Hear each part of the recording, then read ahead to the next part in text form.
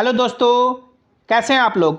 आशा करता हूं आप सभी अच्छे होंगे और आप लोगों ने आरआरबी टेक्नीशियन 2024 का फॉर्म अप्लाई कर दिया होगा और आप लोग अपनी तैयारी में लगे हुए होंगे। इस वीडियो में हम लोग बात करेंगे कि आरआरबी टेक्नीशियन में जो इस बार वैकेंसी आई है टेक्नीशियन 3 लेवल 2 के लिए और टेक्नीशियन 1 लेवल 5 के लिए, इसमें मेडिकल स्टैंडर्ड क्या मांगा जा रहा है। यानी जो मेडिकल स्टैंडर्ड अलग अलग पोस्ट के लिए जो मेंशन्ड है, जैसे कि किसी किसी में A3 मेंशन्ड है, किसी किसी में B1 मेंशन्ड है या किसी किसी में B2 मेंशन्ड है, इसका क्या मतलब होता है। मेडिकल में, रेलवे के मेडिकल में A3 B1 B2 का क्या मतलब होता है और जब आपका सिलेक्शन होगा तो मेडिकल कैसा होता है, क्या क्या चेकअप होता है। जब हम लोग का रेलवे में मेडिकल हुआ था तो क्या क्या चेकअप हुआ था, कैसा मेडिकल होता है, आई टेस्ट कैसा होता है। तो मेडिकल स्टैंडर्ड के रिगार्डिंग, मेडिकल प्रोसेस के रिगार्डिंग इस वीडियो में हम लोग डिटेल में बात करेंगे। तो यदि आप लोगों ने आरआरबी टेक्नीशियन का फॉर्म अप्लाई किया है तो ये वीडियो आपके लिए काफ़ी इंपॉर्टेंट है।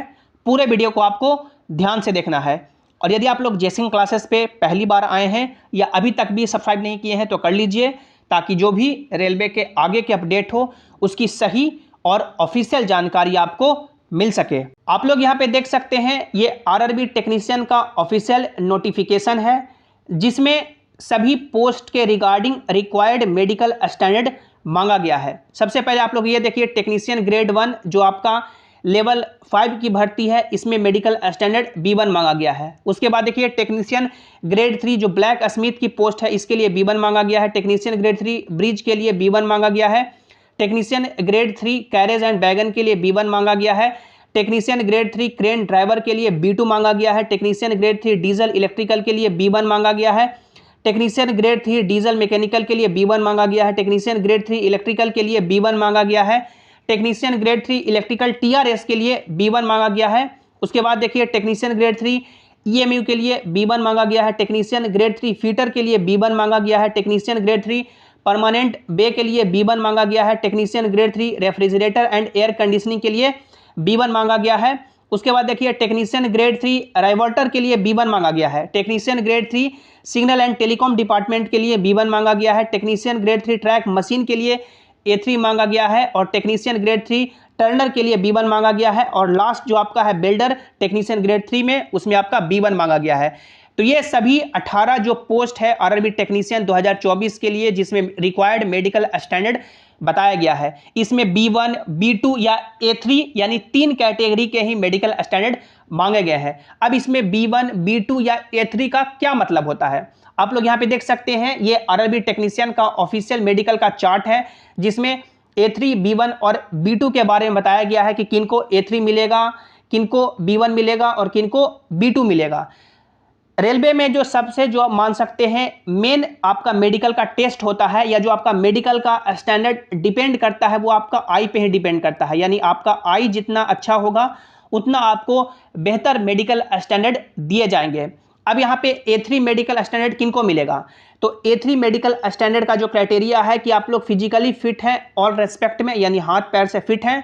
उसके बाद सबसे इंपॉर्टेंट आपका आंख चेक होगा जिसमें आपका यदि डिस्टेंस विजन यानी दूर का आंख 6/9 दोनों यदि आंख है, विथ और विथआउट ग्लास यानी बिना चश्मा लगाए हुए या चश्मा लगाते भी हैं तो भी यदि आपका 6/9 हो जाता है चश्मा लगा करके, और अब यदि आपका चश्मा का पावर प्लस माइनस 2 डायोप्टर के रेंज में है, यानी मैक्सिमम आपका 2 डायोप्टर तक चश्मा लगा हुआ है प्लस में या माइनस में, तो आपको यहाँ पे मान सकते हैं A3 मेडिकल स्टैंडर्ड दिया जाएगा। उसके अलावा जो आपका नियर विजन है वो भी चेक किया जाएगा, 0.6 होना चाहिए विथ और विथआउट ग्लास यानी चश्मा लगा करके भी या बिना चश्मा लगाए हुए। उसके बाद कुछ इंपॉर्टेंट और आई टेस्ट होते हैं, जैसे कलर विजन आपका टेस्ट होता है, यानी आप लोगों ने देखा होगा कि डिफरेंट जो कलर होते हैं उसमें नंबर लिखा रहता है, आपको नंबर पढ़ना होता है। उसके बाद बाइनोकुलर विजन टेस्ट होता है, यानी आप लोग का एक आंख बंद करके कितना देख सकते हैं, 2 आंख बंद करके कितना देख सकते हैं। उसके बाद नाइट विजन चेक होता है और आपका मेसोपिक विजन चेक होता है। जब हम लोग का मेडिकल यानी कि जब हो रहा था रेलवे में, ईस्टर्न रेलवे जो आपका BR सिंह हॉस्पिटल है वहाँ पे हुआ था, तो यानी जो इंपॉर्टेंट आपका मान सकते हैं हम लोग का जो चेक हुआ वो आपका आई टेस्ट ही हुआ। यानी आंख हम लोग का जब जांच किया गया, यानी वहाँ पे मान सकते हैं पहले पहले के ज़माने में लेटर पढ़वाया जाता था, ए सी ऐसे करके, लेकिन अब है जो यानी कि इस तरह से आपको यानी कि सी टाइप का होता है। कभी आपको बोलेंगे कि किस तरफ इसका मुंह है सी का, उसके बाद यानी उसको घुमा देंगे, कभी लेफ्ट कभी राइट कभी ऊपर कभी नीचे, आपको वहाँ पे बताना होता है कि ये जो सी का मान सकते हैं फेस है वो किधर खुला हुआ है। पहले यानी कि जो लेटर लिखा रहता था उसे यानी बहुत सारे कैंडिडेट हैं जो याद कर लेते थे और ऐसे ही बोल देते थे, लेकिन वो मान सकते हैं अब रेलवे में नियम बदल चुका है। मेडिकल जो आपका यानी चेक होता है वो आपका इसी तरह से सी का फेस कभी ऊपर करेंगे कभी नीचे करेंगे, कभी लेफ्ट कभी राइट, आपको बताना होता है कि किस तरफ उसका मुंह खुला होता है।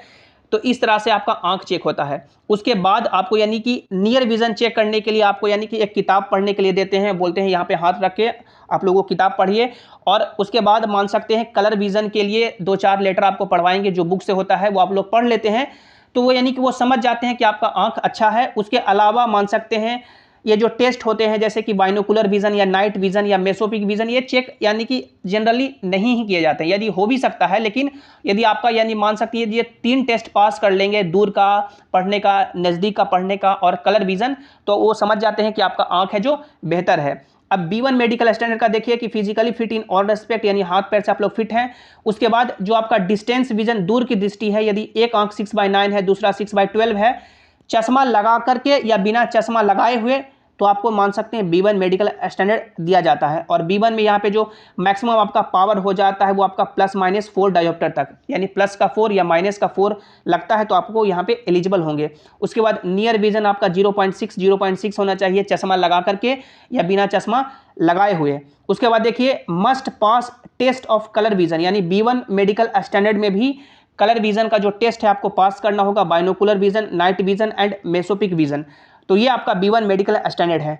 अब B2 मेडिकल स्टैंडर्ड जो मान सकते हैं टेक्नीशियन में सबसे लोएस्ट मेडिकल स्टैंडर्ड है, physically fit in all respect. उसके बाद देखिए डिस्टेंस विजन, यदि आपका एक आंख 6/9 है, दूसरा 6/12 है, चश्मा लगा करके भी या बिना चश्मा लगाए हुए, और चश्मा का यदि आपका पावर 4 डायोप्टर है तो आपको यहाँ पे B2 में डाला जाएगा। लेकिन इसमें देख सकते हैं नियर विजन 0.6 ही रखा गया है, चश्मा लगा करके या बिना चश्मा लगाए हुए। और इसमें जो कुछ इंपॉर्टेंट आई टेस्ट है वो हटा दिया गया है। जैसे यहाँ पे B2 में सिर्फ आपको बाइनोकुलर विजन है वो पास करना होगा। इसके अलावा जो कलर विजन है, यदि आप लोग कलर ब्लाइंड है तो आपको B2 मेडिकल स्टैंडर्ड दिया जाएगा। उसके बाद नाइट विजन चेक नहीं होगा, मेसोपिक विजन चेक नहीं होगा, और बाकी ऊपर A3 में और B1 में सभी जो आई का टेस्ट है वो चेक होगा, लेकिन B2 में सिर्फ बाइनोकुलर विजन चेक होगा, कलर विजन और आपका नाइट विजन, मेसोपिक विजन चेक नहीं होगा। तो ये A3, B1 और B2 मेडिकल स्टैंडर्ड कहने का मतलब होता है। इसके अलावा ये तो मान सकते हैं आपका आई का टेस्ट हुआ, इसके अलावा हम लोग का एक यूरिन टेस्ट हुआ था और उसके अलावा एक चेस्ट का एक्सरे हुआ था, वो सब नॉर्मल होता है, उसमें आप मान सकते हैं कोई दिक्कत नहीं होती है। तो ये जो मेडिकल स्टैंडर्ड दिया गया है A3, B1 और B2, इसमें जितने भी कैंडिडेट हैं सभी कैंडिडेट लाइक कर जाएंगे। किन्हीं को A3 मिलेगा, किन्हीं को B1, किन्हीं को B2, लेकिन मेडिकल में कोई भी कैंडिडेट बाहर नहीं होते हैं। तो आपको इसमें ज़्यादा टेंशन लेने की बात नहीं है। आप लोग अपनी तैयारी में जुड़े रहें, सिलेक्शन लें और डेफिनेटली आप लोग रेलवे ज्वाइन करें। जो भी इसके रिगार्डिंग आगे फर्दर अपडेट होंगे, जेसिंग क्लासेस बिल्कुल सही और सटीक जानकारी के साथ आपको देगा। तो आपको चैनल को सब्सक्राइब करना है, वीडियो को लाइक करना है और अपने दोस्तों के साथ शेयर करना है। और सभी इंपॉर्टेंट अपडेट के लिए आप लोग टेलीग्राम जेसिंग क्लासेस से भी ज्वाइन हो जाएं, ताकि जो भी अपडेट हो, जो भी नोटिस हो, यहाँ पर आपको मिल सके। लिंक आपको नीचे डिस्क्रिप्शन में दे दिया गया है, या आप लोग टेलीग्राम पे जेसिंग क्लासेस सर्च करके भी जुड़ सकते हैं। मिलते हैं अगली वीडियो में। Thanks for watching, have an awesome day.